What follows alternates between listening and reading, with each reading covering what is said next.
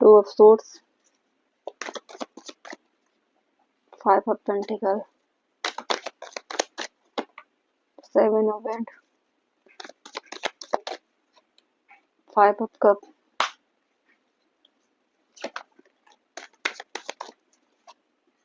The hermit,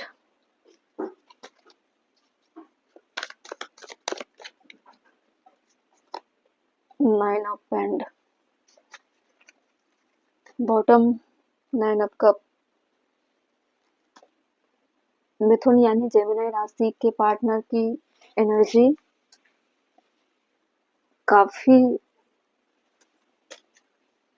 breakdown, सारी चीजें खो देने की एनर्जी महसूस हो रही है उनको। उनको लगता है कि मैं कोशिश करूं भी तो कैसे करूं, आपने तो सारे रास्ते ब्लॉक करके रखे हुए हैं और आप रास्ते पे खड़े हो। सारे चीजों को आपने, जितने भी आपके रास्ते थे आप तक आने के लिए आपके पार्टनर के, वो रास्ता आपने क्या किया, सारे रास्तों को बंद कर दिया, ब्लॉक कर दिया हर जगह से। अब आप खड़े हो कि मैं नहीं आने दूंगा किसी को। ठीक है, देख भी रहे हो आप कि सामने वाला आ रहा है या नहीं। अब आप भगाना भी चाहते हो और इंतजार भी कर रहे हो कि सामने वाला आए तो मैं उसको देखूं। ठीक है, दोनों की एनर्जी में काफी हीलिंग की एनर्जी है। ठीक है, दोनों हर्मिट मोड में उस वक्त, तभी दोनों को ऐसा लग रहा है कि मेरे साथ गलत हुआ, उसको उनको लगता है उनके साथ गलत हुआ। दोनों की अवेकनिंग हो रही है। ठीक है, दोनों की अवेकनिंग इसलिए हो रही है क्योंकि लव लाइफ में दोनों ने एक लॉस फील किया है। ठीक है, थर्ड पार्टी की एंट्री हुई थी आपके तरफ से। ठीक है, आपको लगता है कि आपके हिसाब से आपके पार्टनर नहीं चलते हैं, इसीलिए आप क्या करते हो, अपना डिफेंस करते हो। ठीक है, आपके ईगो को सेटिस्फाई नहीं मिलता अगर आपके पार्टनर आपके हिसाब से नहीं चलते, इसलिए आप चाहते हो कि आपके मुताबिक सामने वाला चले। आप चाहे किसी से भी बात करो या कोई भी आए इस रिश्ते के बीच में, आपके पार्टनर उसे ना रोके, लेकिन आपके पार्टनर चाहते हैं कि इस रिश्ते में आप पंचुअल रहो, उनके लिए वफादार रहो, दो चीजों में अटका कर ना रखो तीसरे को लाकर।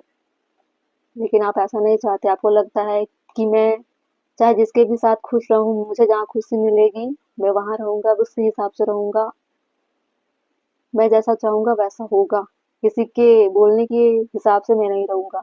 इसलिए ये रिश्ता ब्रेक हो गया। अब हर्मिट मोड में जाने के बाद रिश्ते को बचाने के लिए कोई गिल्ट नहीं हो रहा है, गिल्ट हो रहा है आपके पार्टनर को। ठीक है, देखते हैं क्या हो आपके तरफ से, डिवाइन क्या बोलना चाह रहे हैं, आपको क्या सजेशन देना चाह रहे हैं डिवाइन। डिवाइन आपको क्या बताना चाहते हैं। Emotional clarity sharp your intuition. आपको अपने इमोशन पे क्लैरिटी लाना पड़ेगा, या अपने इमोशन को पहचानना पड़ेगा, या तो सामने वाले के इमोशन को आपको रिस्पेक्ट देनी पड़ेगी। ठीक है, सिर्फ प्रैक्टिकल माइंड से आप रिश्ते को नहीं चला सकते। आपके पार्टनर को क्या सजेशन देना चाहते हैं divine. Angelic whisper, the angelic whisper through your intuition, pay attention. ठीक है, बॉटम में क्या था, flow the sign, pay attention to sign around you the carry important message. दोनों के लिए आप दोनों को हीलिंग की जरूरत है।